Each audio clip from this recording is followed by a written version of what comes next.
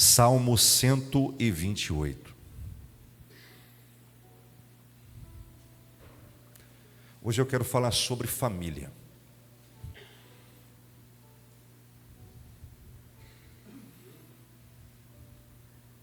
Salmo de número 128. Estava pedindo a Deus uma mensagem para poder pregar no dia de hoje. E o Espírito Santo ele foi falando comigo acerca desse texto. E eu quero compartilhar em nome de Jesus Cristo. Salmo de número 128, verso 1.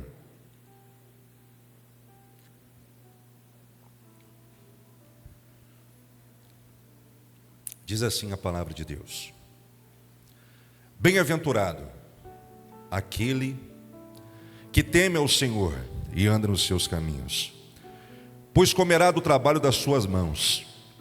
Feliz será e tudo irá bem.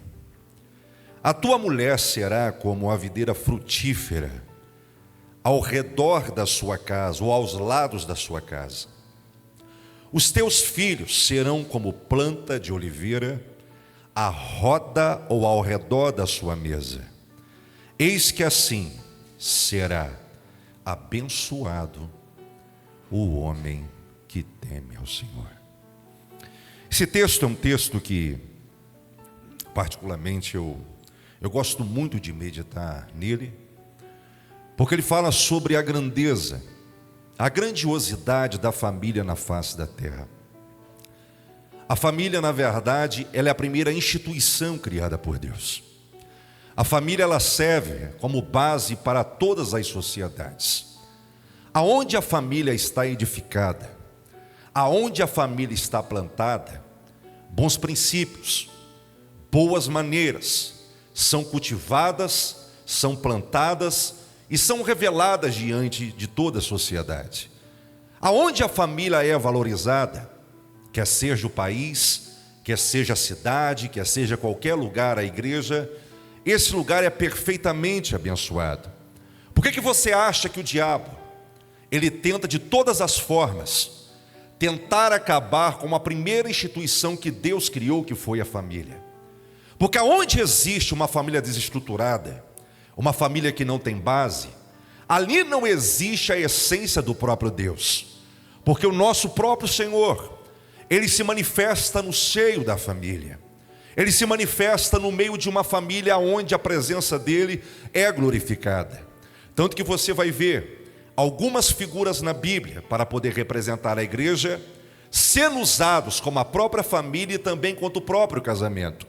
Você vai ver que quando Deus, ele cria o primeiro homem, ali no Éden, uma coisa que me chama a atenção é que você vai ver que depois de toda a criação, depois de tudo aquilo que Deus criou durante o dia, a Bíblia vai dizer que Deus fez tudo aquilo e viu que era bom. A única coisa que você vai ver no livro de Gênesis, no texto da criação, dizendo que Deus viu que não era bom, é quando o homem estava só. E quando Deus viu que isso não era bom, ele cria para ele uma esposa, uma ajudadora, uma adjuntora para poder acompanhar na missão nobre que Deus havia entregado a Adão. E uma coisa que me chama a atenção é que a vida de Adão, ela passou a ser mais plena, mais completa, a partir do momento que Deus colocou alguém do lado dele para poder o abençoar, para poder o ajudar nessa nobre missão. Eu faço muitos casamentos no exército, e às vezes as pessoas jogam algumas piadas, e elas dizem assim: se casamento fosse bom, não precisava de testemunhas. E eu sempre digo isso, eu falei, casamento é tão bom que a primeira testemunha do primeiro casamento foi o próprio Deus. Então eu vejo que o casamento é algo colocado pelo Senhor, para que possa ser uma bênção, para que possa ser algo que venha trazer uma felicidade plena para você. E uma coisa que eu acho interessante é o seguinte, é o papel do homem e da mulher dentro de um relacionamento. Veja que antes de Deus entregar Eva como ajudadora, esposa para Adão, primeiro Deus lhe dá um trabalho. A Bíblia vai dizer que Deus cria o primeiro homem, coloca ele no jardim e dá algumas funções para que possa ser executada por aquele homem. Depois que Adão está ocupado, depois que Adão tem um trabalho para poder executar, aí Deus entrega a Eva como a sua esposa. Aqui eu quero deixar um conselho para quem quer casar. Meu amigo, amor não enche barriga. Se o homem te ama de verdade, a primeira coisa que ele vai buscar é um trabalho para poder te honrar e te dar pelo menos 50% daquilo que você tem da sua casa, na casa dos seus pais. Às vezes as pessoas pensam assim: quero casar porque amo, quero casar porque eu tenho sentimento. Mas a maior prova que existe de um relacionamento e de um amor verdadeiro, muitas das vezes as pessoas pensam que o verdadeiro amor, ele é pago apenas com palavras. Sabe um grande exemplo que eu vejo na Bíblia? Jacó estava apaixonado por Raquel. A Bíblia diz que ele trabalhou 7 anos, foi enganado, e ele trabalhou mais 7 anos para poder receber aquilo que ele sonhava. Sabe o que eu aprendi com Jacó? Que o verdadeiro amor se prova trabalhando. Quer casar? Trabalhe. Às vezes o rapazinho está dizendo para você: moça, não, qualquer coisa a gente mora lá no puxadinho da casa da minha mãe. Foge disso que é furada. Se o camarada não gosta de estudar, não gosta de trabalhar, sai fora que vai ser luta e problema dentro de casa. Então eu vejo que antes de Deus entregar um relacionamento, primeiro Deus dá uma ocupação para ele. Então ele começa a trabalhar, ele começa a fazer algo e Deus o abençoa. E uma coisa que eu acho interessante dentro do casamento é que Deus, ele dá uma ordem ao homem. Qual ordem é essa? Ele falou: olha, o homem deixará pai e mãe e ele vai se unir, ele vai se apegar à sua esposa. Veja que o casamento, para poder ser abençoado, existem algumas ações bíblicas para que ele possa ser abençoado. Tem gente que entende de outra forma. Tem gente que pensa assim: então a Bíblia está dizendo que depois que eu casar, eu devo deixar o meu pai e a minha mãe de lado e viver a vida e deixar as coisas como se nada tivesse acontecendo. Não, não tem nada disso. Você deve continuar honrando o seu pai e a sua mãe. Você deve continuar respeitando seu pai e a sua mãe, mas a partir do momento que você aceita assumir um compromisso de um novo relacionamento, você deve entender que ali está nascendo uma nova família na presença de Deus. O que eu quero dizer? Às vezes eu participo de alguns seminários de família, ou como palestrante, ou apenas como ouvinte, e uma das coisas que nós mais ouvimos, sabe qual é? As pessoas que não permitem que o cordão umbilical se corte, para que ela possa viver um novo momento em família. Deixa eu dizer uma grande verdade para você: a partir do momento que você aceita se casar, a partir do momento que você aceita ter um relacionamento com outra pessoa, você precisa entender que agora vocês precisam sozinhos começar a formar o núcleo, o ciclo desse novo lar na presença do Senhor. Às vezes as pessoas pensam o seguinte: claro que muitas vezes no início de um casamento a pessoa vai precisar de um direcionamento de um pai, no direcionamento de uma mãe, até porque as pessoas são inexperientes. Mas deixa eu dizer uma grande verdade para você: enquanto você não cordar o cordão umbilical e não traçar o seu caminho dentro do casamento da sua família, a prosperidade do Senhor nunca poderá te acompanhar de forma plena. Sabe o que Deus está dizendo? Adão, o homem deve deixar pai e mãe, se apegar à sua esposa e viver um novo momento que eu tenho para a vida deles. Sabe o que eu quero dizer para você? Os casamentos que estão aqui presentes, Deus tem um plano maravilhoso e pleno para a vida de vocês. Mas Deus está dizendo: às vezes é necessário romper alguns ciclos, romper alguns cordões umbilicais, para que a minha bênção e a minha prosperidade possa florescer sobre a vida de vocês. Veja o exemplo de Abraão. Deus falou: Abraão, sai da tua terra, do meio da tua parentela, e vai para onde eu vou te mostrar, porque eu farei de ti uma grande nação. Então eu vejo que existem responsabilidades. Irmãos, vou ser sincero para você, eu não sei por que Deus mandou pregar isso hoje. Eu gosto de pregar mensagem avivalística, evangelística, mas Deus está me incomodando esse texto o dia todo. Então Deus ele está dizendo o seguinte: a família, para que ela possa ter um crescimento amplo, ela precisa entender alguns princípios bíblicos. E o Salmo diz o seguinte: bem-aventurado aquele ou o homem que teme ao Senhor. Tanto que você vai ver que o Salmo começa no verso 1 com temor e termina no verso 4 com temor. E aqui ele está dizendo da figura do homem dentro de uma família e dentro de um relacionamento. Deixa eu dizer uma grande verdade para você. Às vezes os homens, eles não entendem o papel dele dentro de um lar. Às vezes o homem não entende o papel dele dentro de um relacionamento. Deus tem levantado os homens como uma liderança espiritual e sacerdotal dentro do lar. Quando eu falo isso, eu não estou falando do homem pensar que a mulher não tem o seu papel na espiritualidade dentro do lar. Mas desde o princípio, eu vejo que quando o homem é temente a Deus, quando ele é obediente ao Senhor, Deus abençoa o seu caminho e a sua família se torna próspera. Sabe qual é o princípio para que uma família possa ser abençoada? O temor a Deus. O temor a Deus. O homem que teme a Deus, a vida dele é abençoada. O homem que teme a Deus, o casamento dele é abençoado. E sabe qual é a coisa mais linda que eu vejo dentro do papel do homem, dentro de uma liderança? A Bíblia diz: tudo aquilo que ele plantar, ele vai colher. Tudo aquilo que ele fizer, ele te irá bem. Sabe, eu quero dizer para você, pai de família, levante a tua cabeça. De repente o ano de 2024 foi um ano difícil, mas assim diz o Senhor: tudo aquilo que você plantar vai prosperar. O diabo não vai roubar, não vai ser saqueado. Vai ser como Isaac: você vai plantar um e vai colher 100. Você vai plantar um e vai colher 100. Basta ter o temor de Deus na sua vida e permitir que a graça te alcance. Ele diz: o homem que teme a Deus anda nos seus caminhos, ele comerá do fruto do seu trabalho. Eu, como homem, eu preciso entender o meu papel sacerdotal dentro do lar.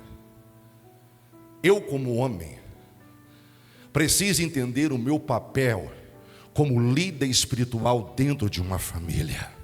Deixa eu te falar um negócio, pelo amor de Deus, isso não é machismo, isso é constatação bíblica. Para poder olhar essa estatística.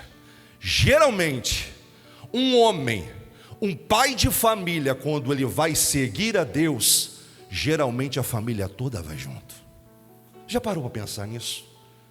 Geralmente um homem, um pai de família, quando ele se dedica a Deus e ele quer servir a Deus, geralmente a sua esposa e os seus filhos o acompanham. Porque esse é um princípio bíblico de sacerdócio. Isso é um princípio bíblico da graça do Senhor sobre a família. E deixa eu dizer uma verdade para você. Sabe que Josué falou lá no seu livro, quando as pessoas estavam começando a se perder, estavam começando a entrar na idolatria, estavam começando a naquele momento deixar Deus de lado, sabe o que ele falou? Eu não sei vocês, mas eu e a minha família, nós serviremos ao Senhor. Nós serviremos ao Senhor. Sabe o que Deus está dizendo? Nós homens temos a responsabilidade de profetizar sobre os nossos filhos. Nós temos a bondade de Deus sobre a nossa vida para poder abençoar os nossos lares e direcionar para o caminho para o céu. Então eu vejo que o homem ele tem esse papel importante no sacerdócio, líder do lar, aquele que direciona, aquele que assume. Deixa eu te falar um negócio. Uma coisa que uma mulher de Deus, de verdade, mais procura num homem, é um homem que a assuma. Vou repetir. O maior desejo de uma mulher que quer formar família e ser feliz é ter um homem que a assuma. Aquele camarada que diz assim: mulher, tá difícil, mas junto nós vamos vencer. Pega os filhos, vamos dobrar o joelho e vamos clamar ao Senhor, que as coisas irão mudar aqui dentro do nosso lar. Junta todo mundo, vamos fazer o jejum e a oração, que as coisas vão acontecer. Sabe o que Deus está dizendo? Deus está querendo levantar uma geração de homens, uma geração de esposo, uma geração de pais, que façam a diferença no ano de 2025. Sabe uma coisa que deixa Deus triste dentro de uma família? É quando o homem se torna um ser omisso, é quando se torna uma pessoa neutra. Sabe o que Deus está dizendo? Levante a tua cabeça, profetiza sobre o seu lar, porque a minha bênção vai te acompanhar. Então eu, como homem, e com os homens que estão aqui, eu sei que muitos fazem isso, mas assuma o compromisso de ser o direcionador do lar, de ser aquele camarada que pega tudo, pega a família para a oração e vai caminhar junto para o céu. A Bíblia diz que o homem que teme a Deus planta, colhe dos seus frutos. E aqui está o papel da mulher, que diz assim: a tua mulher será como uma videira frutífera ao redor da sua casa. Olha aqui para mim, gente, isso aqui é sério demais. A Bíblia está dizendo que a mulher é como uma árvore que dá frutos. A Bíblia não está dizendo que ela é um enxerto. A Bíblia não está dizendo que ela é um galho. A Bíblia está dizendo que ela é uma árvore que gera os seus próprios frutos. Você sabe qual é o maior erro do casamento? O maior erro dentro de um relacionamento é quando o homem pensa que Deus colocou a mulher na vida dele apenas para poder acompanhá-lo. Eu sou militar. Eu já morei em muitos lugares no Brasil. E a maior reclamação que eu ouço de muitas esposas é: o meu marido pensa que eu nasci apenas para acompanhar ele. Ele pensa que eu não tenho sonhos. Ele pensa que eu não tenho projetos de vida. Ele pensa que eu não quero ser alguém na trajetória. Sabe qual é o grande princípio de um casamento? É que nós devemos andar lado a lado. Eu, Anderson, tenho sonhos. Eu, Anderson, tenho projetos. Mas a mulher que Deus colocou para andar do meu lado, ela também tem sonhos, tem projetos, e ela não pode ser anulada. O texto está dizendo: o homem que teme a Deus, ele gera frutos, e a sua mulher também será uma árvore frutífera no seu lado, ao redor da sua casa. Deixa eu dizer uma grande verdade para você. Conselho: eu não conheço ninguém aqui, isso é até bom. Qual foi o momento que você virou para sua esposa e falou: meu amor, qual é o seu grande sonho?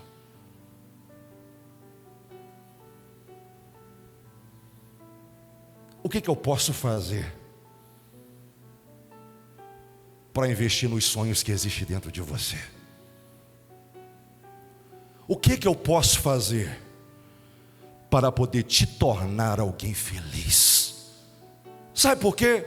O texto está dizendo que a mulher, como uma videira ao redor da casa, gera frutos. O interessante é que ele dá a figura da videira. A videira gera o quê? Qual fruto? Uva. Uva é o quê? Doce. A coisa mais maravilhosa que existe dentro de um lar é uma mulher doce, é uma mulher feliz, é uma mulher sem amargura. Sabe o que o texto ele permite que eu extraia?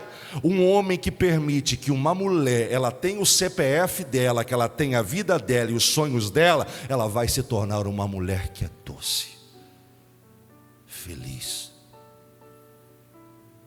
completa. Eu trabalho em muitos eventos de pastores. Sabe qual é a maior queixa de muitas vezes das esposas de obreiro? Meu esposo não deixa eu crescer, não incentiva eu a estudar, Não incentive eu ter minha profissão, porque ele falou que Deus quer eu assim, e bota na conta de Deus. Deixa eu te falar um negócio. Converse, pergunte. Essa mulher que Deus te deu, ela tem sonhos e projetos que muitas vezes estão engavetados dentro dela por omissão nossa, ou por orgulho meu. Uma vez um camarada virou para mim e falou: você está doido? Vou incentivar minha mulher a crescer, estudar, aí depois ela cresce, começa a ganhar dinheiro, sabe o que ela vai fazer? Pá, me mandar embora. Eu falei: meu filho, se você fizer tudo certinho, ela não vai embora não. Mas geralmente quem tem medo é porque tem culpa no cartório.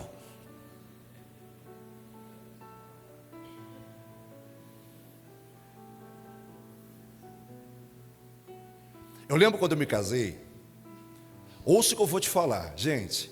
Eu sei que às vezes tem esposa que o sonho dela, a missão dela é cuidar dos filhos, cuidar do lar. Isso é muito nobre e Deus abençoa. Mas tem outras que têm outros sonhos. Quer fazer uma faculdade, quer ter uma profissão, quer fazer uma coisa diferente. Incentiva, não anule ela. Eu recordo que quando eu me casei, quantos estão ouvindo a voz de Deus? Digo amém. Eu me casei novinho, 22, 23 anos, minha esposa tinha 17. Fui morar no Alegrete, lá no Rio Grande do Sul, longe, né? Comprei meu primeiro carro, Bodion. Já viu quando você compra o primeiro carro? É que nem amor à primeira vista. Comprei o carro, todo feliz da vida, tal. Aí a minha esposa fez 18 anos, ela falou: meu amor, eu vou tirar a habilitação para poder dirigir. Eu falei: vai não. Quem dirige o carro sou eu, porque você vai fazer barbeiragem. Escuta. E a tadinha trabalhando, fazendo as coisinhas dela, juntando dinheiro, ela falou: amor, deixa eu tirar a minha habilitação. Eu falei: amor, deixa que eu seja o motorista, porque assim eu tenho medo de você fazer barbeiragem. Aí teve um dia que eu falei isso com ela e eu vi que ela ficou triste. Aí eu lembro que aquele dia eu peguei, saí e fui trabalhar. Aí irmãos, fui lá todo feliz, liguei o carro e comecei a dar ré para ir trabalhar. E de repente eu percebi que o carro andou 2 metros e parou. E eu falei: por que o carro parou? De repente eu parei, o carro abri a porta e eu vi que eu esqueci de abrir o portão.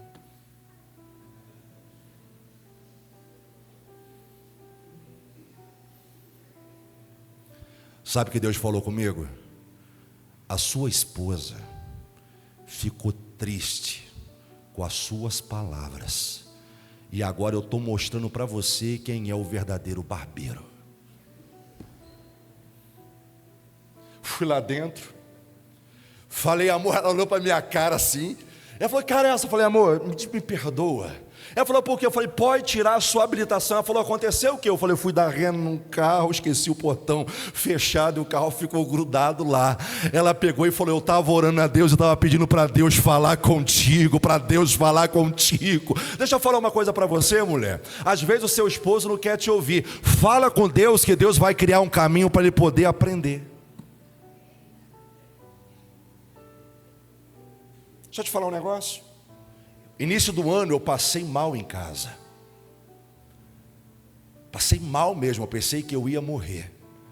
Sabe quem foi a pessoa que me colocou no carro e me socorreu?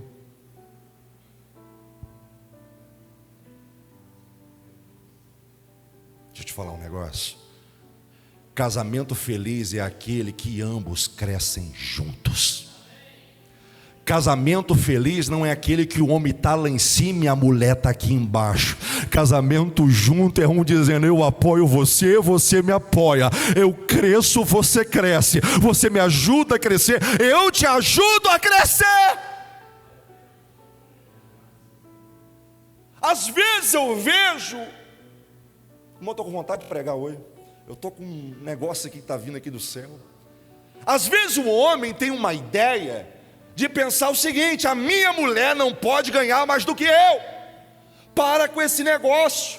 O meu maior sonho é que a minha mulher ganhe mais do que eu e me leve para jantar e para passear.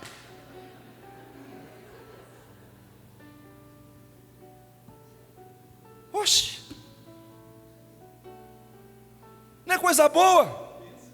A mulher ganhar mais do que a gente, falar: meu amor, ei, hoje o jantar é por minha conta. Meu amor, a próxima viagem é o banco. Você acha que eu vou ficar triste? Eu vou dar glória a Deus, porque a minha esposa está dando fruto ao redor da casa. A minha esposa, eu posso falar, ela não está aqui, mas é coisa boa. Ela é advogada hoje. Mas eu lembro que uma vez ela falou assim, falou: meu amor, quando eu me formar, quando eu começar a ganhar meu salário, eu vou te levar para jantar. Eu falei: olha, está anotado, não vou esquecer não. Eu fui pregar numa agenda lá em Fortaleza, no Ceará. Eu preguei o sábado e o domingo, no outro dia a gente estava de folga, aproveitei o tempo ali para poder ficar com a família. E ela falou: amor, ganhei a minha primeira causa. Eu falei: que benção. Ela falou: então hoje eu vou te levar para jantar. Eu falei: amém, glória a Deus. E eu lembro que eu estava com o carro alugado. Eu falei: tá bom, vou pegar o carro, nós vamos jantar, né?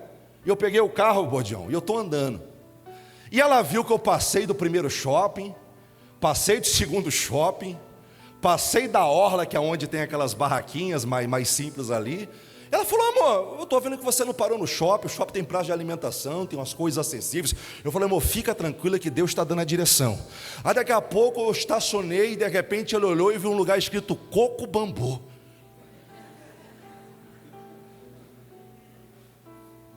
Ela falou: meu amor, você está me trazendo para poder pagar a janta no Coco Bambu? Eu falei: fica feliz que eu estou valorizando a sua semente, meu amor.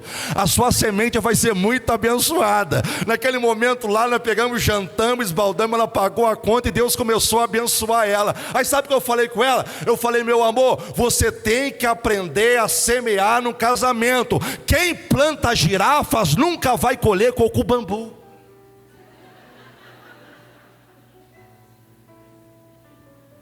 Sabe por quê? Tem gente que é coisa boa para ela, mas quer plantar coisa simples. Não, irmão, girafa é muito bom, eu gosto de comer no girafa, mas eu estou falando de coisas especiais às vezes. Tem gente que é coisa boa na vida dele, mas na vida dos outros ele quer plantar qualquer coisa. Sabe o que Deus está dizendo para você? Deus vai trazer uma prosperidade tão grande para a sua vida, que Deus vai abençoar o seu esposo, Deus vai abençoar a sua esposa, vocês serão prósperos e a semente do Senhor vai ser valorizada. Deixa ela crescer, incentiva, deixa desenvolver, deixa ir, deixa ser feliz. Terceiro, os seus filhos serão como plantas de oliveira ao redor da sua mesa. Sabe o que o texto está dizendo? O homem que teme a Deus e a sua mulher é frutífera, os seus filhos crescerão ao redor da mesa. Ao redor da mesa. Ouça o que eu vou lhe dizer: um filho que olha para um pai que respeita a mãe, que honra a mãe, que vê uma mãe que honra o marido, que respeita o marido, os filhos gostarão de ser criados ao redor da mesa. Sabe qual é a maior coisa, a maior honra que um pai e uma mãe pode ouvir? Uma vez eu ouvi um rapaz dizendo o seguinte: quando eu me casar, eu vou tratar a minha esposa como meu pai trata a minha mãe. E a moça falou: eu quero casar com um rapaz que me trate como meu pai trata a minha mãe. Ou seja, se dentro lá tiver comunhão, crescimento, unidade, os filhos não crescerão lá fora, eles crescerão ao redor da mesa.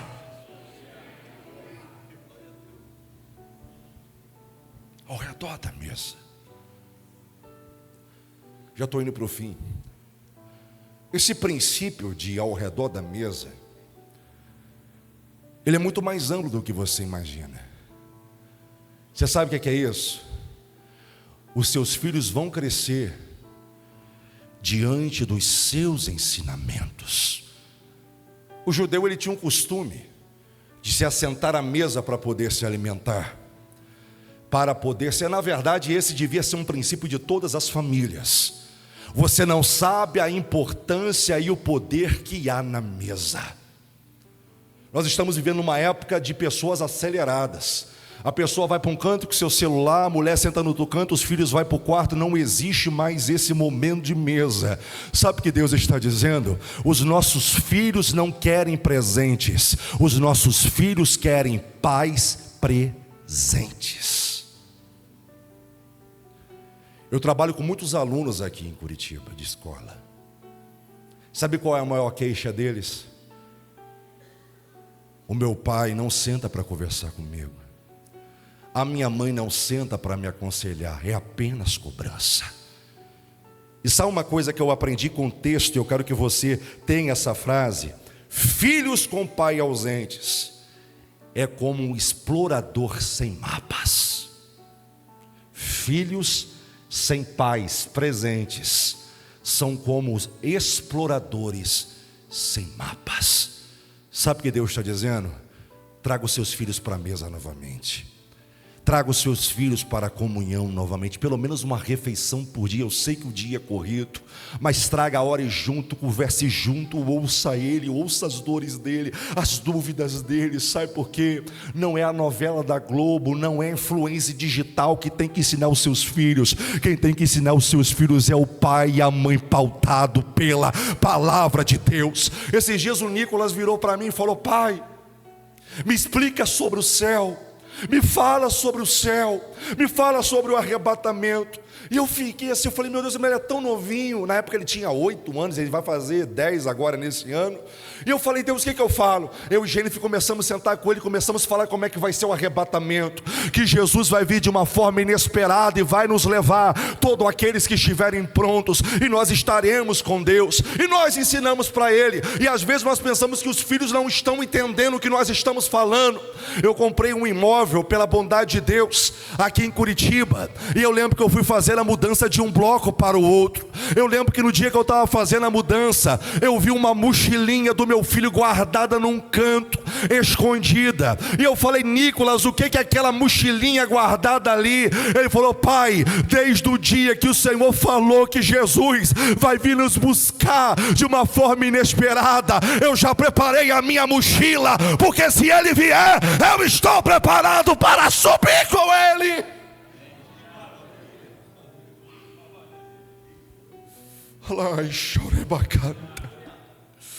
Sabe o que Deus está dizendo? Esse ano de 2025, crê no Senhor Jesus e será salvo tu e a tua casa. Vamos ficar de pé? Vamos ficar de pé.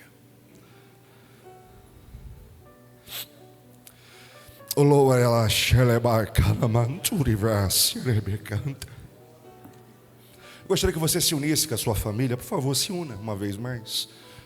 Pessoal, assentado mesmo. Eu sei que muitas vezes não vai conseguir vir aqui, mas aonde você está, junto aí com a sua família, sua esposa, seu esposo, seus filhos, netos, pretendentes. Já chega no ouvido do pretendente aí, ouviu a mensagem, né? Já dá esse conselho aí. Que abençoadas sejam todas as famílias da terra. Que abençoadas sejam todas as famílias da igreja do Santo Inês. O diabo tem tentado tantas coisas para tentar impedir, para destruir e acabar com a sua família. Mas essa noite toda ferramenta preparada contra a sua vida e contra o seu lar não vai prosperar. Deus vai trazer bênçãos excepcionais sobre a sua casa. Deus vai trazer curas. Deus vai trazer prosperidade e proteção sobre o seu lar. Porque isso não é uma promessa do pastor Anderson. Isso não é uma promessa do governo. Isso é uma promessa do próprio Senhor. Que benditos serão todas as famílias da terra. Feche os olhos. Vai orando neste momento pela sua esposa. Vai orando pelo seu esposo. Vai abençoando os seus filhos, Pai. Vai abençoando a vida de Deus. Te deu essa autoridade. Profetiza sobre a vida deles. Profetiza sobre o lar. Não haverá separação. Não haverá divórcio. Não haverá dor. A sua casa haverá uma bênção recalcada, sacudida, transbordante. Os seus filhos serão profetas. Os seus filhos serão grandes homens, grandes mulheres na sociedade, nos tribunais, nos hospitais, dentro do exército, nas profissões aí fora. Aonde eles pisarem, o nome do Senhor será glorificado sobre ele. meu Deus.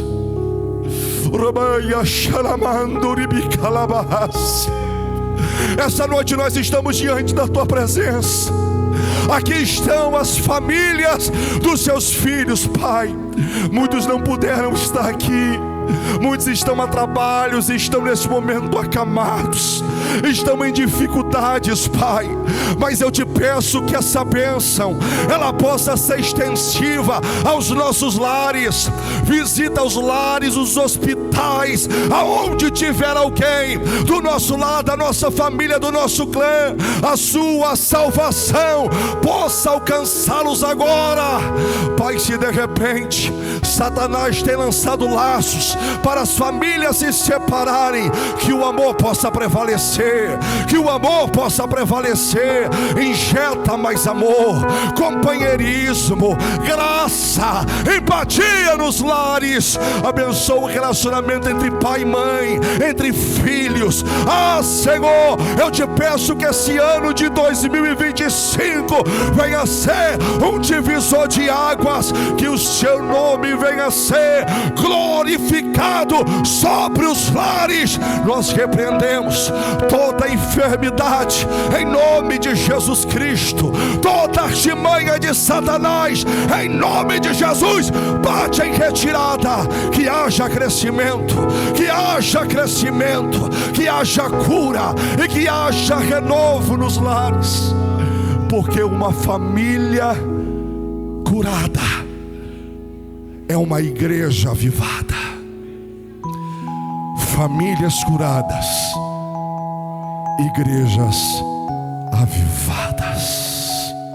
Abrace sua família. Fala: vocês são uma bênção. Fala: eu te ajudo, você me ajuda. Você me ajuda a crescer, eu te ajudo. Profetiza na vida dele, profetiza, aproveita. Às vezes nós profetizamos para todo mundo, mas nós não temos a coragem de profetizar para os nossos. Ui, calaia, sori, me cantelebia, fa. Reboa, chora, bacanto, de biquelebra, chorebia. Há uma graça de Deus essa noite aqui. Há uma graça de Deus sendo derramada sobre os lares. Aleluia.